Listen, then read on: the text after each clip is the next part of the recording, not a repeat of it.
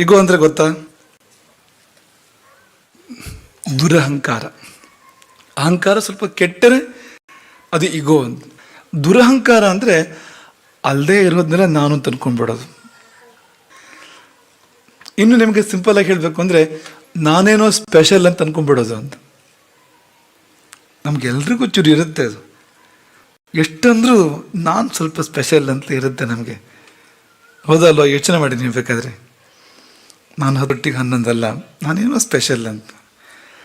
ಹಾಗಾಗಿ ನಾನೇನೋ ಸ್ಪೆಷಲ್ ಅಂತ ಅಂದ್ಕೊಂಡ್ಬಿಡೋದು, ಅದಕ್ಕೆ ತಕ್ಕ ಹಾವಭಾವಗಳೊಂದಿಗೆ ವರ್ತಿಸೋದು. ಅಂತ ಓಡಾಡೋದು ಸ್ವಲ್ಪ ಅಂತ, ಹಿಂಗೆ ನೋಡೋದು ಅಲ್ಲ. ಇಗೋ ಅಂದರೆ ಏನೋ ಒಂದು ಗತ್ತಿರುತ್ತೆ ನಮಗೆ ಅಂತ, ನಾನು ಅಂತ. ಹಾಗೆ ನಮಗೆ ಅದೇ ಥರ ಬೇರೆಯವರು ವರ್ತಿಸ್ಬೇಕು ಅಂತ ಅಂದ್ಕೊಳ್ಳೋದು. ನಾನು ಏನೋ ಅಂತ ಅಂದ್ಕೊಂಡು ತಕ್ಕಂತೆ ಬೇರೆಯವರೆಲ್ಲ ವರ್ತಿಸ್ಬೇಕು ಅಂತ ನಿರೀಕ್ಷೆ ಮಾಡೋದು. ಹಾಗೆ ವರ್ತಿಸ್ತಾ ಇದ್ದಾಗ ವಿಚಲಿತ ಆಗುವಂಥದ್ದು. ಕೋಪ ಬರುತ್ತೆ, ಬೇಜಾರಾಗತ್ತೆ, ಅವ್ರ ಮೇಲೆ ದ್ವೇಷ ಬರುತ್ತೆ, ಹೀಗೆಲ್ಲ ಆಗುತ್ತೆ ನೋಡಿ ಅಂತ.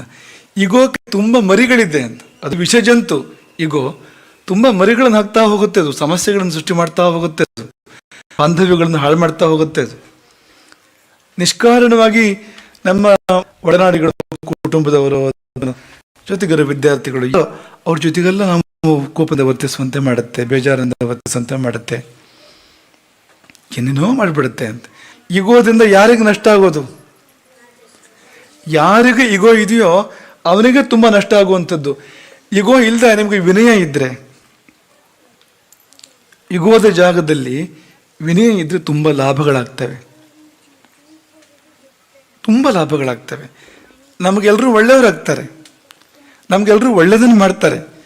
ಆದರೆ ಆ ವಿನಯದ ಬದಲು ಇಗೋ ಇದ್ದು ಬಿಟ್ಟರೆ ಶತ್ರುಗಳು ಸೃಷ್ಟಿಯಾಗ್ತಾರೆ, ದುರ್ಭಾವನೆಗಳು ಸೃಷ್ಟಿಯಾಗ್ತವೆ, ಬಾಂಧವ್ಯಗಳೆಲ್ಲ ಮುರಿತವೆ, ಹೀಗೆಲ್ಲ ಆಗ್ತದೆ. ನಮ್ಮಂತಹ ಜೀವಿಗಳು ಶತಕೋಟಿ ಸಹಸ್ರಕೋಟಿ ಇದ್ದಾವೆ. ನಮಗಿಂತ ಸ್ಪೆಷಲ್ ಎನ್ನುವಂಥವ್ರು ಎಷ್ಟು ಜನ ಇಲ್ಲ ಪ್ರಪಂಚದಲ್ಲಿ. ನಾನೇನು ಮಹಾ, ನಮ್ಗ್ಯಾಕೆ ನಾವು ಸ್ಪೆಷಲ್ ಅಂತ ಅನಿಸ್ಬೇಕು? ಕಣ್ಣು ಬಿಟ್ಟು ಪ್ರಪಂಚ ನೋಡಬೇಕು. ಎಷ್ಟೆಲ್ಲ ವಿಶಿಷ್ಟವಾಗಿರ್ತಕ್ಕಂಥ ವ್ಯಕ್ತಿಗಳು, ಜೀವಗಳು ಪ್ರಪಂಚದಲ್ಲಿ ಇರ್ತವೆ. ಒಂದು ಗೋವು ಎಷ್ಟು ಶ್ರೇಷ್ಠವಾಗಿರುವಂಥ ಪ್ರಾಣಿ ಅಲ್ವಾ? ಅದಕ್ಕೆ ಮಾತು ಬರದೇ ಇರ್ಬೋದು. ಆದರೆ ಅದರ ಗುಣಗಳು ನಮಗಿದೆಯಾ? ಅದರ ಶ್ರೇಷ್ಠತೆ ನಮಗಿದೆಯಾ? ಒಂದು ತುಳಸಿ ಗಿಡ ಅಂತ ಅಂದ್ಕೊಳ್ಳಿ ನೀವು, ಸುಮ್ಮನೆ ಯಾವುದೋ ಒಂದು ಗಿಡ ಮರ ಅಂತ ಅಂದ್ಕೊಳ್ಳಿ ನೀವು, ಅದರಲ್ಲಿ ಎಷ್ಟೋ ಗುಣಗಳಿದೆ ಅಂತ. ಹಾಗಾಗಿ ನಾನೇನೋ ಸ್ಪೆಷಲ್ ಅಂತ ಅಂದ್ಕೊಂಡ್ಬಿಡೋದು, ಅದಕ್ಕೆ ತಕ್ಕಂತೆ ಹಾವಭಾವಗಳನ್ನು ಮಾಡೋದು, ಬೇರೆಯವರೊಂದು ನಿರೀಕ್ಷೆ ಮಾಡೋದು ಅನ್ನೋ ಥರ ಆಗ್ಕೊಡೋದು ಯಾವುದೇ ಕಾರಣಕ್ಕೂ. ಇಗೋದ ದೊಡ್ಡ ಸಮಸ್ಯೆ ಅಂದರೆ ಯಾರಿಗೆ ಇಗೋ ಇರ್ತದೋ ಅವರ ತಪ್ಪನ್ನು ಯಾರು ಹೇಳುವಂತೆ ಇಲ್ಲ. ಈ ನಿಮಗೆ ಇಗೋ ಇದ್ದರೆ ನಿಮ್ಮ ತಪ್ಪನ್ನು ಯಾರು ನಿಮ್ಗೆ ಹೇಳುವಂತೆ ಇಲ್ಲ ಅಂತ. ನಷ್ಟ ಯಾರಿಗೆ?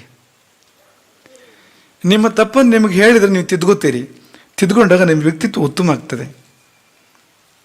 ಹೇಳದೇ ಇದ್ದರೆ ತಪ್ಪು ಹಾಗೆ ಉಳ್ಕೊಳ್ತದೆ, ಬೆಳ್ಕೊಳ್ತದೆ, ಮುಂದೊಂದು ದಿನ ನಮಗೆ ಮುಳುವಾಗ್ತದೆ.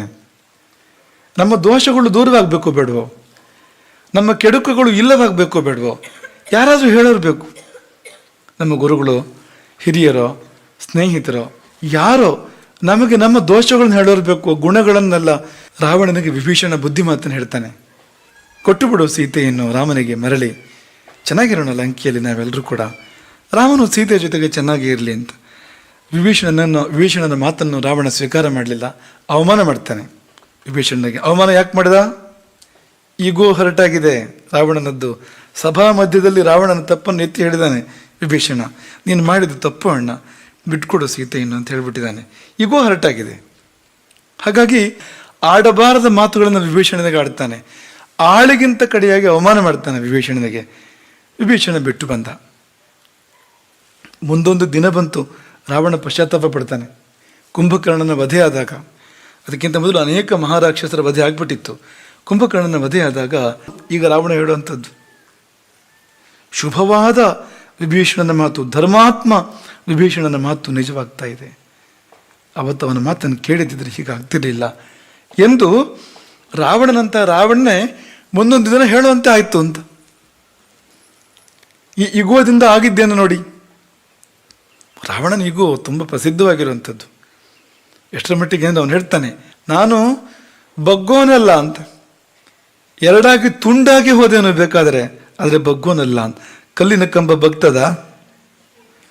ತುಂಬ ಬಗ್ಸಿದ್ರೆ ಮುರಿದು ಹೋಗ್ತದೆ, ಹೊರತು ಬಗ್ಗೋದಿಲ್ಲ ಅಂತ. ಅದೇ ಬಿದಿರಾದ್ರೆ ಬಾಗಿದವನು ಬಾಳಿಯಾನು, ಬಾಗದವನು ಕಲ್ಲಿನ ಕಂಬದಂತೆ ಮುರಿದೇ ಹೋದಾನು. ಇಗೋ ಅದು, ನಾನು ಬಾಗೋನಲ್ಲ. ಇಗೋದ ಪರಿಣಾಮ ಅದು ಸಡಿವಾಗಿ ಮಾಡ್ತದೆ. ಇಗೋ ವಿನಯ ಬಾಗು ಹಾಗೆ ಮಾಡ್ತದೆ ಅಂತ. ಹಾಗಾಗಿ ತಾಳಿದವನು ಬಾಳಿಯಾನು ಮಾತ್ರ ಅಲ್ಲ, ಬಾಗಿದವನು ಕೂಡ ಬಾಳಿಯಾನು.